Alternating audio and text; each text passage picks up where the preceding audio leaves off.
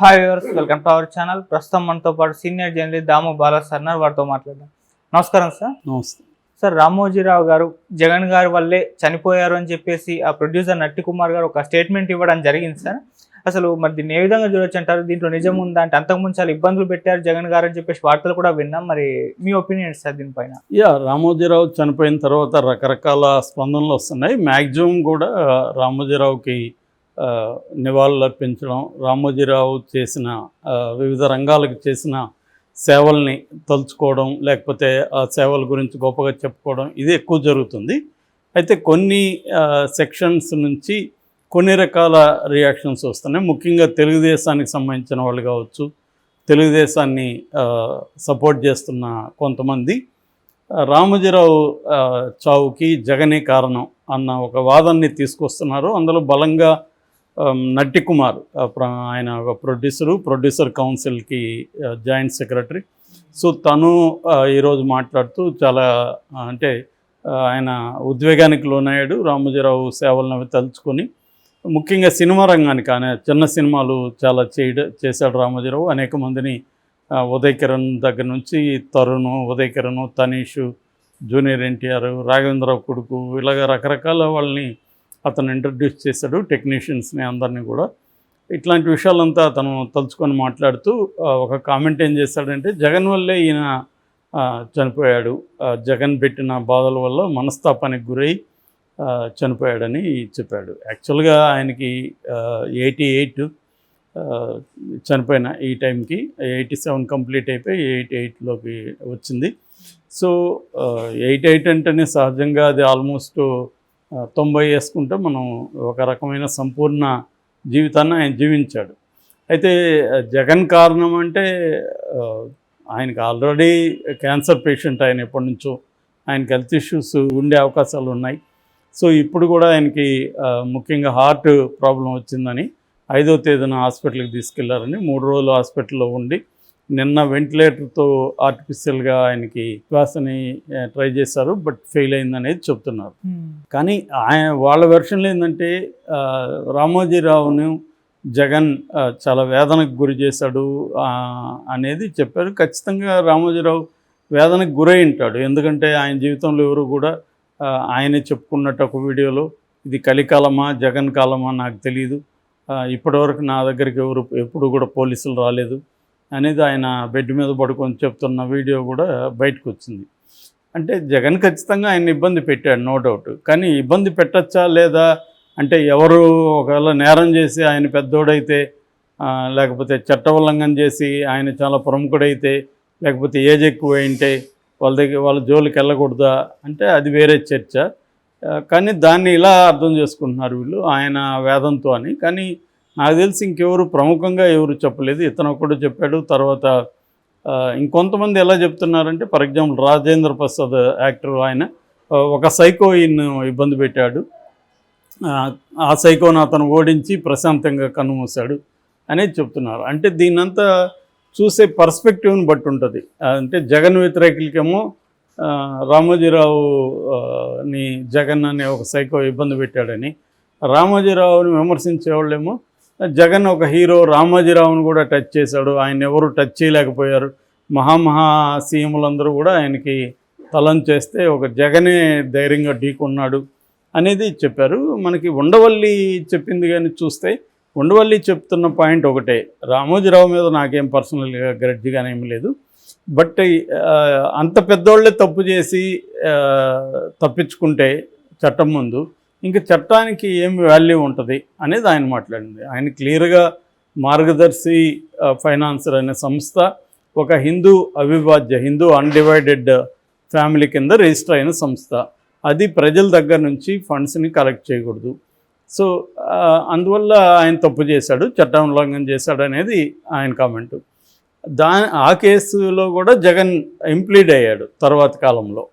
యాక్చువల్గా ఆ కేసుని ఉమ్మడి హైకోర్టు, ఉమ్మడి రాష్ట్ర హైకోర్టు చివరి రోజు కొట్టేశారు. మళ్ళీ ఆయన పట్టు వదలకుండా సుప్రీంకోర్టుకి వెళ్ళాడు. తర్వాత జగన్ కూడా 2022లో ఇంప్లీడ్ అయ్యాడు. అది జరుగుతుంది. ఫైనల్గా అది సుప్రీంకోర్టు కూడా వాదంతో ఏకీభవించి ఆ ఫండ్ అంతా రిటర్న్ చేయమంది, వీళ్ళు రిటర్న్ కూడా చేసేసారు. అది వేరే కేసు. ఇదేమో జగన్ సో కాల్డ్ వేధించిన కేసు ఏంటంటే మార్గదర్శి చిట్ ఫండ్స్. మార్గదర్శి చిట్ ఫండ్స్లో చిట్టు డబ్బులు వచ్చిన దాన్ని బ్యాంకులో వేయాలి, ఎక్కడికెక్కడ ఆ శాఖల్లో వేయాలి, వేరే కంపెనీలో పెట్టుబడులు పెట్టకూడదు అనేది రూలు. దాన్ని రామోజీరావు అధిగమించాడన్నారు. మరి అధిగమించినప్పుడు అధిగమించలేదని ఆయన కోర్టులో నిరూపించుకోవాలి. అదే వేరే వాళ్ళనైతేమో నువ్వు కోర్టులో నిరూపించుకోమంటారు వీళ్ళందరూ. ఇప్పుడు ఇదే నటికుమార్ వర్మ రామ్ గోపాల్ వర్మ మీద కేసు పెట్టినప్పుడు ఆయన ఏం మాట్లాడాడు? సో ఎవరైనా చట్ట ఉల్లంఘన చేస్తే అది కోర్టుల ద్వారా తేలాలి, అంతేగాని నన్ను వేధిస్తున్నాడు అంటే ఎలాగా? మరి జగన్ మీద కూడా కేసులు ఉన్నాయి, జగన్ కూడా నేరం చేయలేదని జగన్ చెప్తున్నాడు. జగన్ని కూడా ప్రూవ్ కాకుండానే 1.5 year జైల్లో పెట్టారు. సో ఇవన్నీ ఇప్పుడు మనకు కవిత ఫర్ ఎగ్జాంపుల్ లేటెస్ట్గా కవిత నేరం చేసిందో లేదు తెలియదు, కానీ జైల్లో ఉంది. సో వాళ్ళు కోర్టుల ద్వారా తీర్చుకోవాలి. ఇవన్నీ ఏంటంటే ఓవరాల్ పొలిటికల్ సెటప్లో మరి రామోజీరావు ఓన్లీ వ్యాపారాలు చేసుకోవడం జర్నలిజం వరకు పరిమితం కాలేదు కదా. ఆయన కూడా రాజకీయాల్లోకి వెళ్ళాడు. ఒకరి వైపు తీసుకొని ఆయన ఇంకొకరిని పడగొట్టడానికి ఆయన ప్రయత్నించినప్పుడు అవతల వాళ్ళు ఎందుకు గమ్మున ఉండాలి? ఎందుకు గమ్మున ఉంటారు ఎవరైనా? సో ఇప్పుడు రామోజీరావు ఫస్ట్ ఎన్టీఆర్ వైపు నుంచి కాంగ్రెస్ని దెబ్బతీయడానికి ఆయన జర్నలిజాన్ని దాటి బయటికి వెళ్ళి పనిచేస్తాడు కదా ఆయన. అట్లాగే మళ్ళీ అదే ఎన్టీఆర్ని పడగొట్టడానికి కూడా ఆయన అదే పద్ధతిలో చేశాడు. ఆ తర్వాత చంద్రబాబు తరపున రాజశేఖర రెడ్డిని దెబ్బతీయడానికి కూడా అదే పద్ధతులు చేశాడు. దాంతో రాజశేఖర రెడ్డి నన్ను దెబ్బ కొడుతున్నప్పుడు నేనెందుకు సైలెంట్గా దెబ్బతింటూ ఉండాలి, నేనెందుకు ఎదిరించకూడదు అని ఆయన, నువ్వు అందరికీ నీతులు చెప్పే గురువింద నువ్వు చట్టాన్ని ఉల్లంఘించవచ్చా అనేది రాజశేఖర రెడ్డి ప్రశ్నించాడు. సో దీంట్లో ఎవడి తప్పు ఎవడి తప్పు అని మనం ఎలా నిర్ణయిస్తాం? సో కాబట్టి రామోజీరావు ఏదో ఆయన పాటికి ఆయన వ్యాపారాలు చేసుకుంటూ సో కాల్డ్ కళా సాహిత్య జర్నలిజం రంగాలకి సేవకే కన్ఫైన్ అయింటే అది వేరే పరిస్థితి. ఆయన ఒక వ్యాపారస్తుడుగా ఒక ఫర్మ్ పెట్టినప్పుడు ఖచ్చితంగా చట్టాలు, ఈ దేశంలో చట్టాలు అందరికీ వర్తిస్తాయి, చట్టం ముందు అందరూ సమానులే. రెండవది, వీళ్ళు ఎందుకు జగన్ కానీ రాజశేఖర రెడ్డి కానీ ఎందుకు చేశారు? వాళ్ళని తను దెబ్బతీయడానికి ట్రై చేస్తేనే కదా వాళ్ళు రివర్స్ చేసింది. అది ఒక రకంగా వాళ్ళు దానేమంటారు, తమ సేఫ్ గార్డ్కి, తన సెక్యూరిటీ కోసం, సెల్ఫ్ ప్రొటెక్షన్ కోసమే వాళ్ళు రిటార్ట్ అయ్యారు. It is a form of defence in the form of offence. అది అఫెన్స్ రూపంలో ఉండే డిఫెన్స్. అది అంటే నువ్వు నా జోలికి వచ్చి నన్ను ఓడించడానికి ట్రై చేసినప్పుడు నేను కూడా నీ జోలికి వస్తా కదా, నా శక్తి మేరకు వస్తాను. అలాగే వచ్చాడు. దాంతో ఇప్పుడు అతను రాకూడదు, అతను వస్తే సైకో, ఇతను వెళ్తే సైకో కాదా? ఇతను ఎందుకు వెళ్ళాడు మరి అట్లా?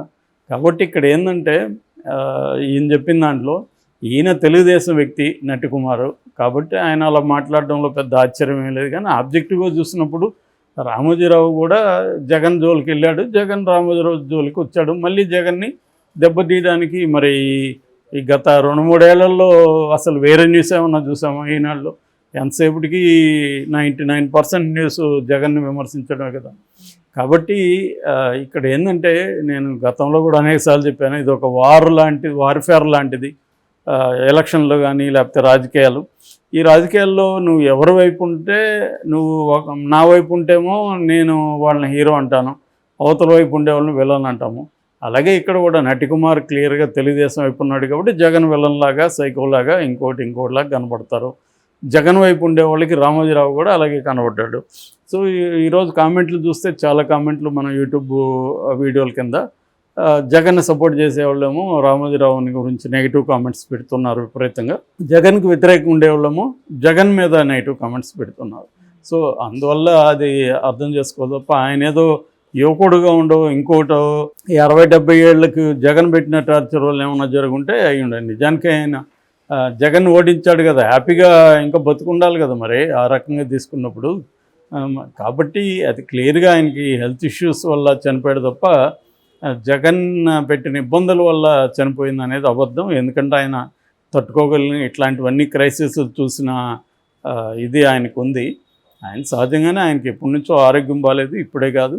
సో అది కొంత తీవ్రత దాల్చింది, దాంతో ఆయన చనిపోయాడు తప్ప జగన్ వల్ల చనిపోయినాడు అనేది అబద్ధం.